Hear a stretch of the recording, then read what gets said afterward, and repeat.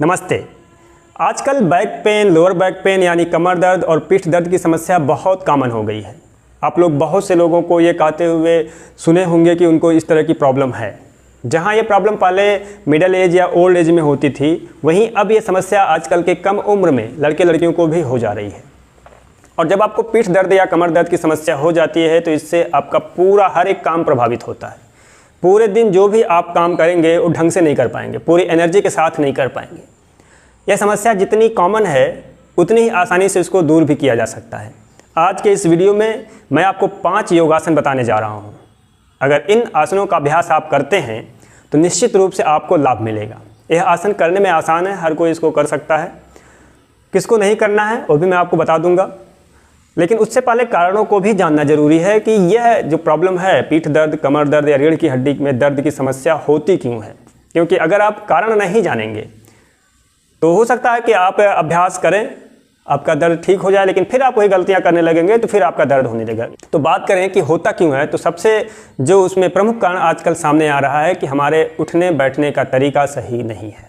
आप लोग देखे होंगे कि अधिकतर लोग झुक के बैठते हैं, ऐसे स्पाइन अपना झुका के बैठते हैं, या उनके सोने का तरीका या सामान या किसी भार को उठाने का तरीका सही नहीं है। आप सोते हैं तो भी बिल्कुल सिकुड़ कर सोते हैं, सही ढंग से सोते नहीं हैं, कभी इधर करवट कभी उधर करवट। तो जब आपके बैठने का तरीका नहीं सही है तो हमारी बॉडी धीरे धीरे उसी पोस्चर में आ जाती है। ऐसे में मसल्स वीक हो जाते हैं, मसल्स स्ट्रांग नहीं होती, प्राण ऊर्जा का प्रवाह भी ठीक ढंग से नहीं होता। तो वो आगे चलकर अन्य बीमारियों के साथ कमर दर्द के रूप में भी सामने आ जाता है। ऐसा नहीं कि इसके कारण सिर्फ आपको जो है कमर दर्द होगा, और भी बीमारियां हो जाती हैं आपके गलत ढंग से उठने बैठने के कारण, और कमर दर्द उनमें से प्रमुख है। तो अगर आप सिर्फ अपने उठने बैठने का तरीका सही कर लें तो आपकी आधी समस्या ऐसे ही खत्म हो जाएगी। जब भी आप बैठें सीधे बैठें, स्पाइन को सीधा करके बैठें। यार आप देखते होंगे कि जिनको कमर दर्द की समस्या हो तुरंत कोई सहारा ढूंढते हैं कि हम दीवार के सहारे बैठ जाएं या फिर झुक के बैठ जाएं या ऐसे करके बैठ जाएं। बहुत से लोग देर तक, तो अभी मैं वज्रासन में बैठा हूँ, ऐसे लोगों को दिक्कत होती है वज्रासन में बैठने में। पालथी मार के भी नहीं बैठेंगे, झुक के तुरंत बैठ जाएंगे, उनका पेट दब जाएगा, लंग्स दब जाएगा, स्पाइन झुक जाएगी और आप स्पाइन झुक जाएगी। और ये भी जानते हैं कि झुका हुआ स्पाइन लो कॉन्फिडेंस की भी निशानी है। अब झुक के आप बैठे हैं तो कॉन्फिडेंस आता ही नहीं है, और आएगा भी कहाँ से, एनर्जी ही नहीं रहेगी। हमारे रीढ़ की हड्डी में पीछे चक्रों का स्थान माना गया है। तो जब चक्र एनर्जी के सेंटर हैं, आप उनको दबा दिए, वो एक्टिव नहीं हुए, वो पूरी जितनी उनकी क्षमता है उतनी क्षमता से काम नहीं कर पाए। क्षमता तो उनकी बहुत अधिक है, लेकिन सामान्य व्यक्तियों में भी कुछ उनके काम वो नहीं कर पाएंगे, तो आपको दर्द रहेगा। तो एनर्जी नहीं रहेगी, चक्र ठीक से काम नहीं करेंगे, एनर्जी का फ्लो नहीं होगा। आप झुक के बैठ जाएंगे, आपके चेहरे पे उतना ग्लो नहीं रहेगा, आपके उतना चेहरे पे चमक नहीं रहेगी, कॉन्फिडेंस दिखेगा नहीं। इसीलिए आप हमेशा सीधे बैठें, स्पाइन सीधी करके। योग में सीधे होकर बैठने का बहुत अधिक महत्व है। तो आप सीधे बैठेंगे तो आपकी समस्या कम होगी, आपके बैक पेन में जो है निश्चित रूप से कमी आएगी। आप झुक के बैठेंगे तो आपकी स्पाइन वीक होती है। अब उन 5 आसनों को जान लेते हैं जिनको करना है। सबसे पहले आपको करना है भुजंगासन। भुजंगासन करने के लिए आप सबसे पहले इस प्रकार पेट के बल अपने लेट जाएंगे, आराम से पूरी बॉडी को ढीला छोड़ देंगे। भुजंगासन के कई वेरिएशन हैं, मैं आपको 2 वेरिएशन बताऊंगा। इसमें सबसे पहले आसान वाला आप देखिए, इसको हर कोई कर सकता है और बहुत इफेक्टिव भी है। करना कैसे है कि दोनों पैर के पंजे को आपस में इस प्रकार एड़ी और पंजा मिला लीजिएगा, पीछे ऐसे रख लीजिएगा और अपने दोनों हाथ को ऐसे सेट करिएगा कि आपका जो हथेली है ऐसे कंधे के थोड़ा सा नीचे रहे और आगे की ओर उंगलियां रहे। पूरी बॉडी को ढीला छोड़िएगा, कोई तनाव ना रहे आपके चेहरे पर, और धीरे धीरे सांस भरते हुए पीछे की ओर ऐसे उठना है। आप चाहें तो आगे हाथ को थोड़ा बहुत शिफ्ट कर सकते हैं अपनी सुविधा के अनुसार। ऐसे जब आप एल्बो को पूरा स्टैंड कर दें तो सांस भरते हुए पीछे की ओर बेंड करें, छत की ओर देखें। आप चाहे तो छत पे देखें या आंख बंद करके अपनी पीठ पर भी ध्यान रख सकते हैं। इस दौरान सांस अंदर भरी हुई हो। अगर देर तक रुक रहे हैं तो धीरे धीरे सांस ले सकते हैं, छोड़ सकते हैं, और धीरे धीरे सांस बाहर निकालते हुए वापस आते हैं। बहुत आराम से, चेहरे पे तनाव ना रहे आपके, आराम से आप विश्राम करें। ये सरल भुजंगासन है। इसका एक वेरिएशन और बताता हूँ आपको। आप ऐसे भी करते हैं, देखा होगा आपने, ऐसे भी करते हुए लोगों को थोड़ा पीछे आ जाते हैं, ऐसे ऐसे, मतलब इसमें एल्बो को उठा लेते हैं। जो पहले मैंने बताया है, एल्बो को नीचे रख के ऐसे किए हैं। दोनों स्थितियों में आपके यहाँ स्पाइन में बैकवर्ड बेंडिंग हो रही है, आपकी मसल्स स्ट्रांग होती है, आपकी रीढ़ की हड्डी स्ट्रांग होती है, लचीली होती है और कमर दर्द में आपको बहुत लाभ मिलता है। दूसरा अभ्यास आपको बताने जा रहा हूँ वो है स्पाइन ट्विस्ट पोज, उसको कहते हैं सुप्त उदर कर्षण आसन। इसमें आप ऐसे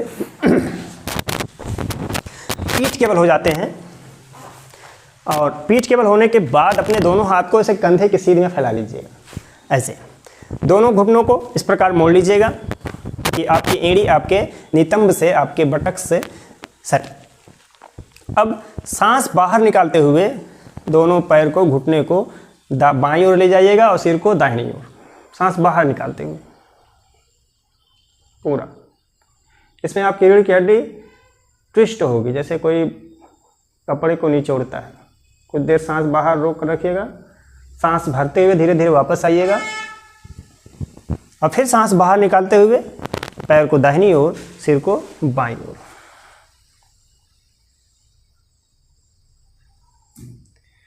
यह आपका दूसरा अभ्यास हुआ सुप्त उदर कर्षण आसन, स्पाइन ट्विस्ट पोज। जितने आसन मैं आपको बता रहा हूं सबको आप 2 बार, 3 बार, 4 बार, 5 बार तक कर सकते हैं। बीच बीच में विश्राम करते रहिएगा, बीच बीच में रुकते रहिएगा। दूसरा पोज था। तीसरा पोज है सेतु बंधासन, इसको कंधरासन भी कहते हैं और ब्रिज पोज इंग्लिश में बोलते हैं। इसको ऐसे करेंगे आप, यहाँ थोड़ा मैं तिरछा हो जाता हूँ, आपको दिखिएगा ऐसे।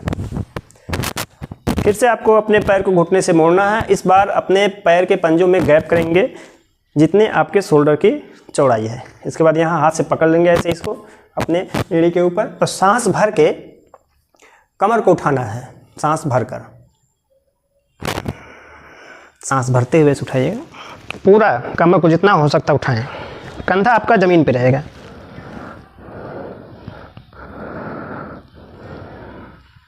आप सांस रोक कर रुक भी सकते हैं, देर तक रुक रहे हैं तो सांस लीजिएगा, छोड़िएगा। इसमें दिक्कत अगर हो रही है तो आप अब नीचे हाथ का सपोर्ट भी ऐसे दे सकते हैं, ऐसे अंगूठा अंदर की ओर, बाकी अंगुलियां बाहर की ओर, और एल्बो आपका बाहर की तरफ ना रहे, अंदर की तरफ रहे, ऐसे जिससे आपका कमर अधिक से अधिक ऊपर उठे।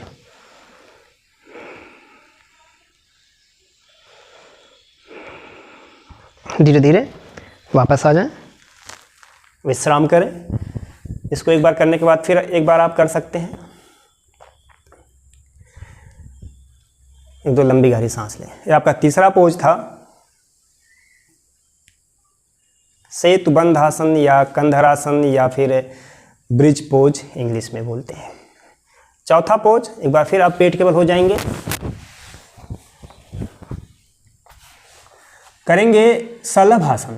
शलभासन भी हमारे पीठ की और कमर की मांसपेशियों को मजबूत बनाता है, स्ट्रांग करेगा आपकी मसल्स को, और जिससे आप स्ट्रांग अगर हो जाएगी तो आपको बार बार झुकने की ज़रूरत नहीं पड़ेगी और आपका कमर दर्द इसमें ठीक होगा।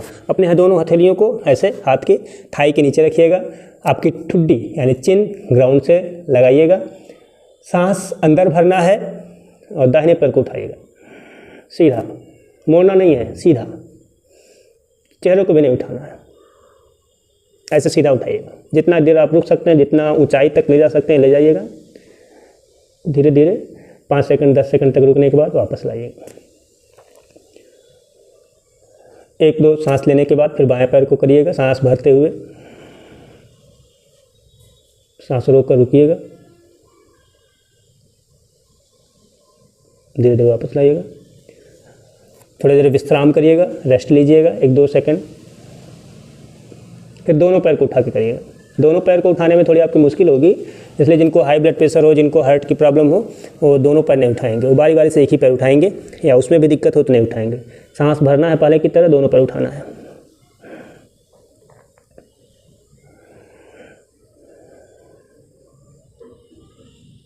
धीरे धीरे नीचे विश्राम करिए।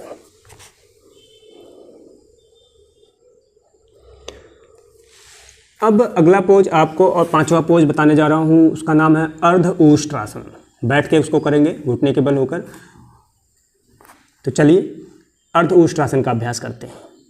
ऊष्ट्रासन करने के लिए आप वज्रासन में इस प्रकार बैठेंगे सीधे और धीरे से घुटने के बल हो जाएंगे। घुटने में गैप करेंगे, आधे फीट का आप देख रहे हैं, लगभग शोल्डर के बराबर, और साइड से भी मैं दिखा रहा हूँ।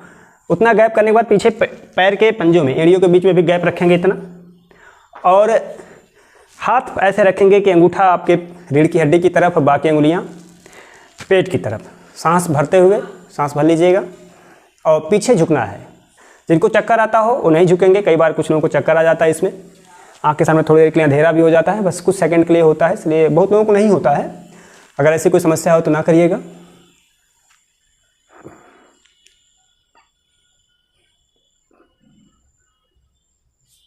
ऐसे कुछ देर आपको रुकना है। इसमें ध्यान क्या देना है, बहुत पीछे नहीं आना है। आपके थाई में और आपके पैर में 90 डिग्री का एंगल रहे। बहुत लोग ऐसे करते हैं तो वो गलत है। ऐसे करिएगा, ऐसे देखिए यहाँ 90 डिग्री का एंगल है, यहाँ से आपको बेंड होना है। ऐसे सांस भर के रोक कर, कमर हाथ को ऐसे नहीं, ऐसे करना है।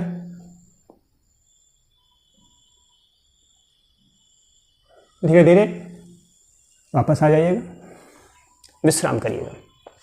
तो ये 5 आसन है। जो उष्ट्रासन मैंने बताया बहुत इफेक्टिव है हार्ट के लिए भी, लेकिन जो पहले से ही हार्ट के पेशेंट हो उनको इसका अभ्यास थोड़ी सावधानी के साथ करना है। अगर इन आसनों का अभ्यास आप करते हैं तो आपको निश्चित रूप से लाभ मिलेगा। आपने इतने सारे बैकवर्ड बेंडिंग के आसन किए हैं, अगर आपको लगता है कि कोई फॉरवर्ड बेंडिंग की भी ज़रूरत है तो कर लीजिएगा। कैसे?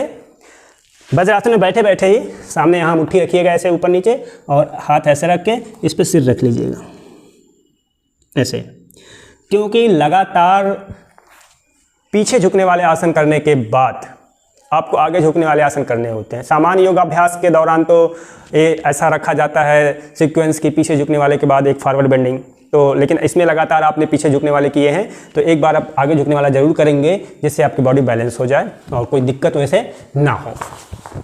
तो अभी आपने उन 5 आसनों को जान लिया है जिनको करने से आपको कमर दर्द में निश्चित रूप से लाभ मिलेगा। आसन और भी बहुत सारे हैं, आपको मैं सुझाव दूंगा कि आप रेगुलर कम से कम आधे घंटे या 45 मिनट योग का अभ्यास जरूर करें। अगर आप योग मुझसे सीखना चाहते हैं तो नीचे दिए गए नंबर पर आप संपर्क कर सकते हैं, क्योंकि आप अगर स्वस्थ हैं तो आप अपने लाइफ को एंजॉय कर सकते हैं। अदरवाइज चाहे जितने ऐशो आराम की चीज़ें हों, चाहे जितनी धन दौलत हो, चाहे जितनी सुख सुविधाएं हो, अगर आप हेल्दी नहीं हैं तो आप उनका एंजॉय नहीं कर सकते, उनका लाभ नहीं ले सकते। अभी आपने जिन 5 आसनों का अभ्यास सीखा है इनको आप 2-3 बार भी कर सकते हैं, यानी हर एक आसन 2-3 बार रिपीट करिएगा अपनी शारीरिक क्षमता के और ज़रूरत के अनुसार।